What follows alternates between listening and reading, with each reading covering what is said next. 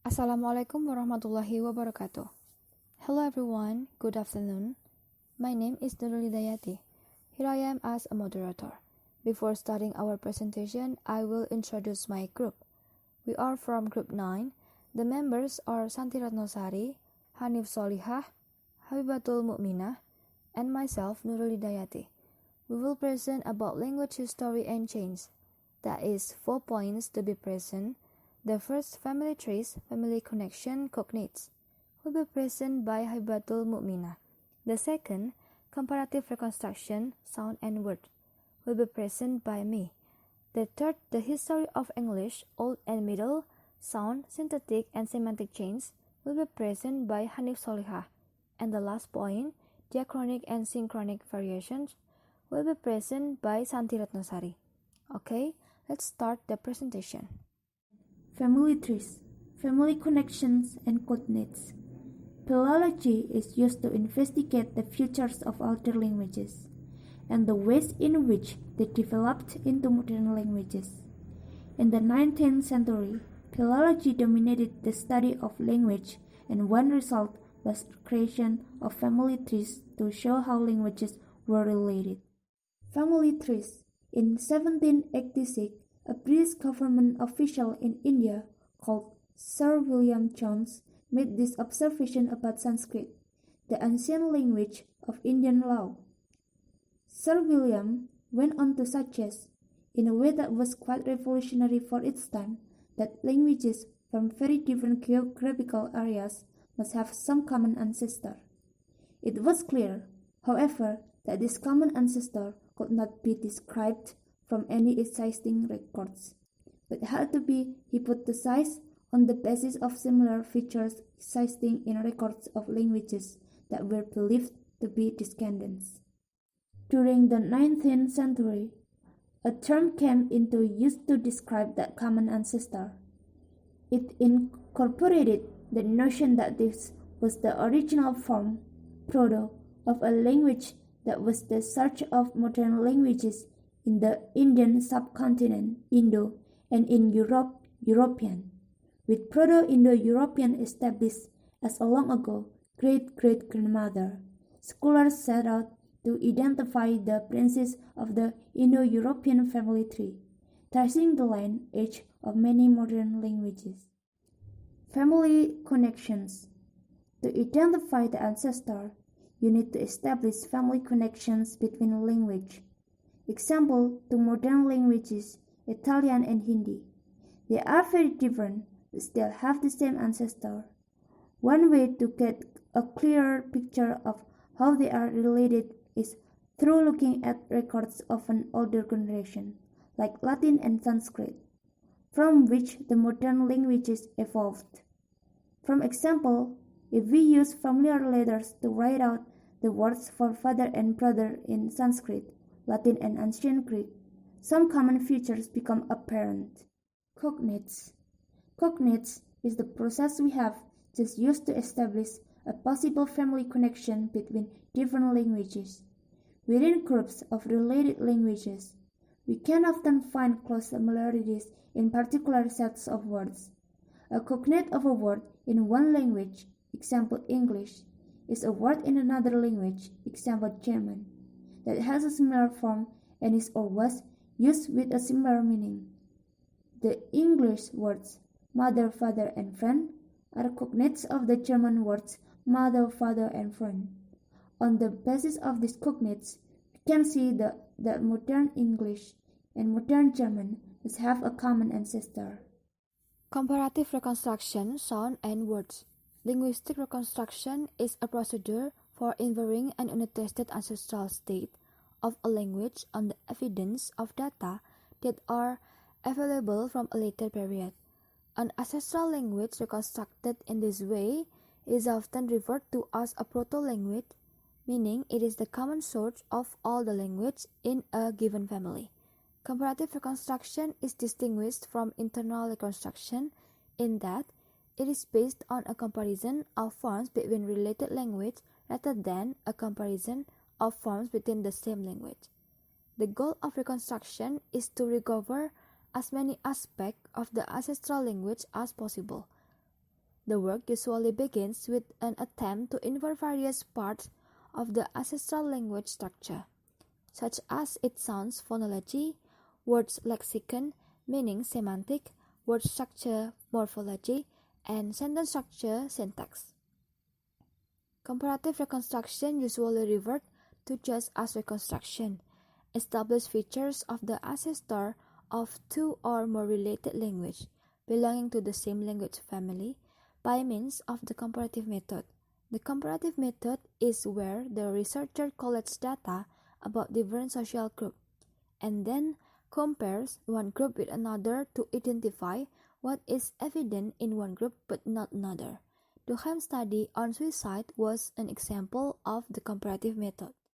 In linguistics, the comparative method is a technique for studying the development of language by performing a feature-by-feature comparison of two or more languages with common descent from a shared ancestor and then extrapolating backwards to infer the properties of the ancestor.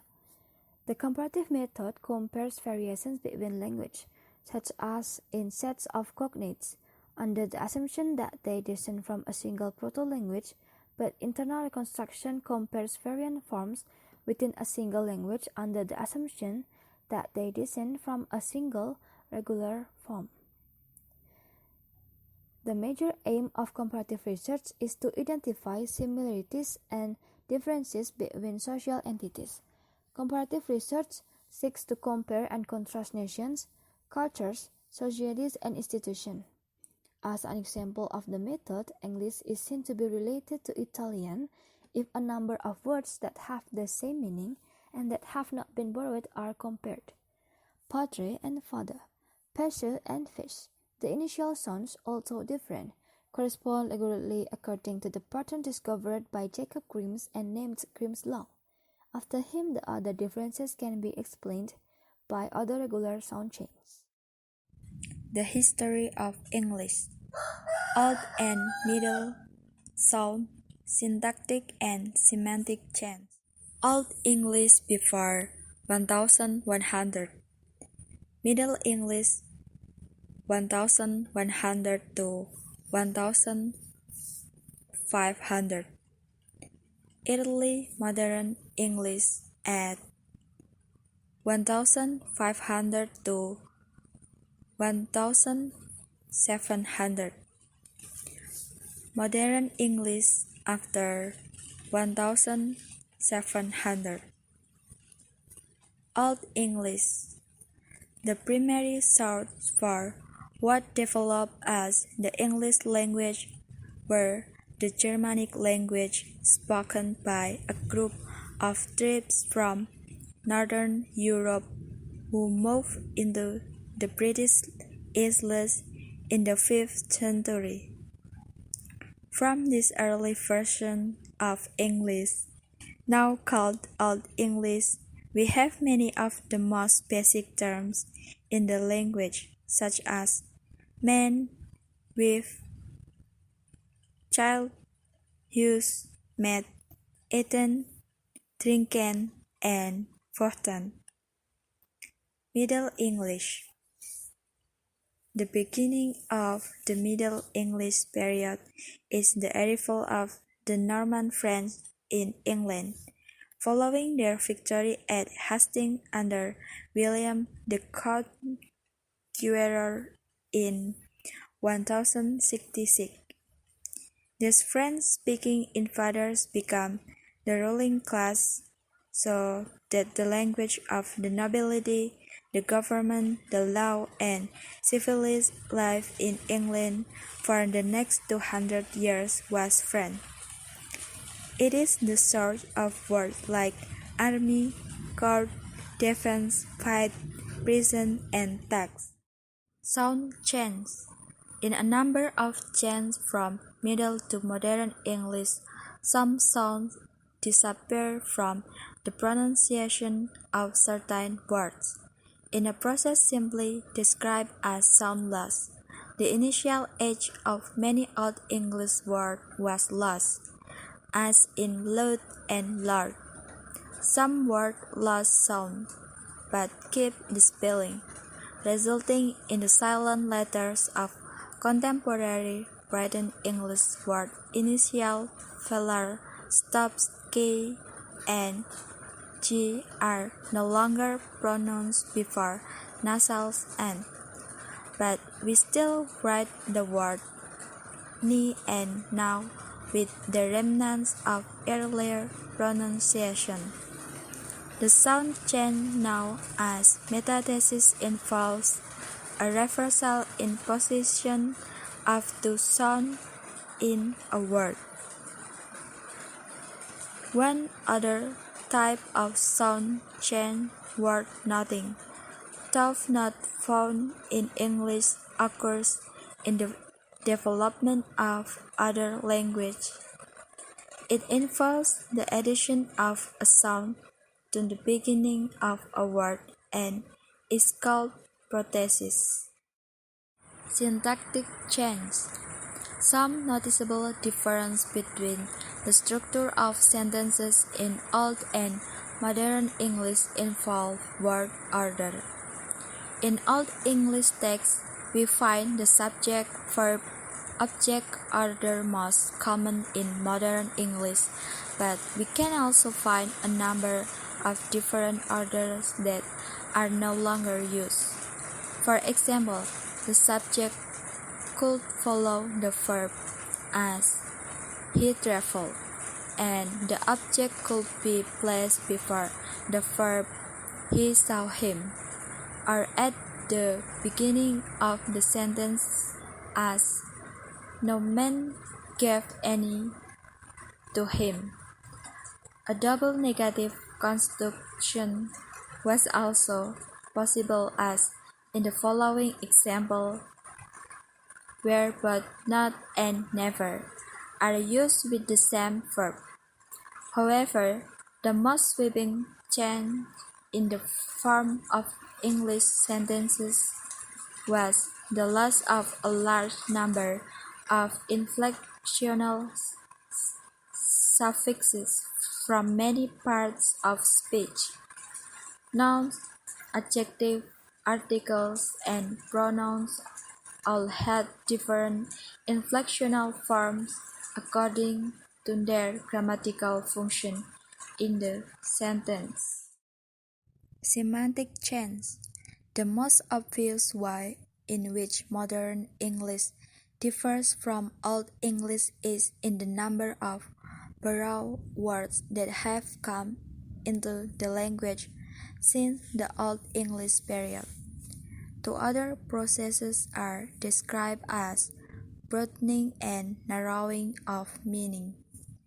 An example of broadening of meaning is the change from holiday as a religious feast to the very general break from work called a holiday. We have broadened the use of fodder, or fodder for animals, to talk about all kinds of food.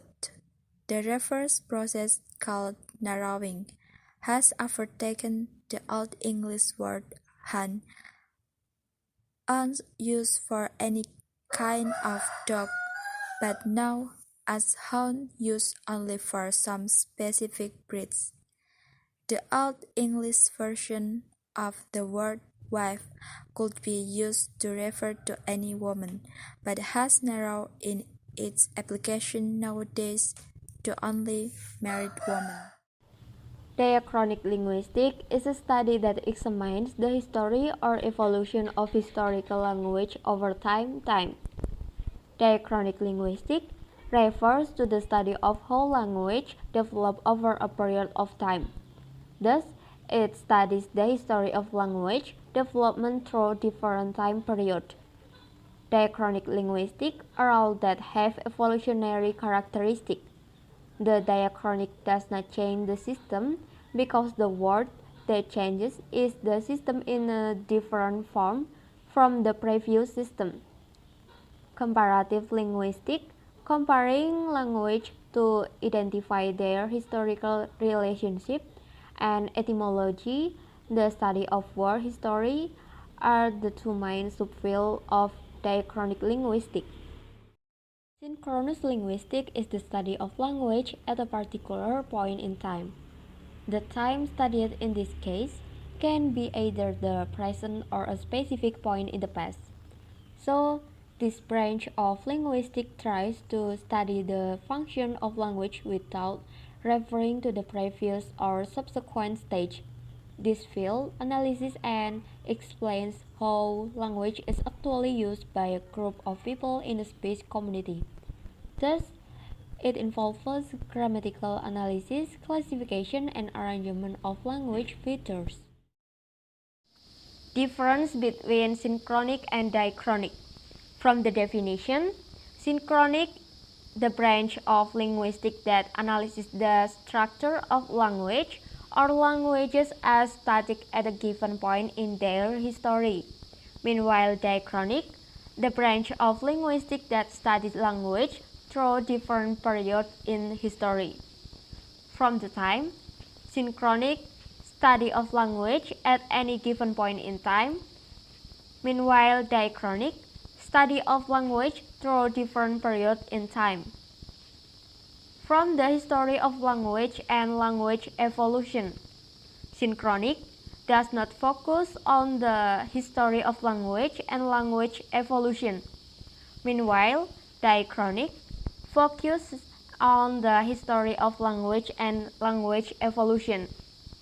From the study, synchronic is about grammar, classification, and arrangement of the feature of language. Diachronic, comparative linguistics, etymology, language evolution. Thank you. Sorry if there are still many mistakes. Feel free to interrupt in the group discussion. Wassalamualaikum warahmatullahi wabarakatuh.